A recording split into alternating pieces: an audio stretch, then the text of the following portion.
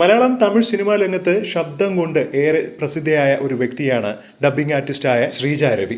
എന്തിന് ബേബി ശ്യാമലയുടെയും ശാലിനിയുടെയും ശബ്ദങ്ങൾ പോലും നൽകിയത് ശ്രീജ രവിയായിരുന്നു. കാവ്യമാധവന്റെയും ബേബി ശാലിനിയുടെയും ശബ്ദങ്ങൾ മലയാളികൾക്ക് ഇത്രയും അധികം ഇഷ്ടപ്പെടാൻ കാരണവും ശ്രീജ രവിയുടെ ആ ഒരു മാജിക്കൽ വോയിസ് തന്നെയാണ്. ഇന്ന് താരത്തിന്റെ വീട്ടിൽ വലിയൊരു വിശേഷം നടന്നതിന്റെ സന്തോഷത്തിലാണ്. ശ്രീജ രവിയുടെ ഏക മകളായ രവീണ രവിയുടെ വിവാഹം നടന്ന സന്തോഷത്തിലാണ് എല്ലാവരും. വാലാട്ടി എന്ന ചിത്രത്തിന്റെ സംവിധായകനായ ദേവനാണ് വിവാഹം കഴിച്ചത്.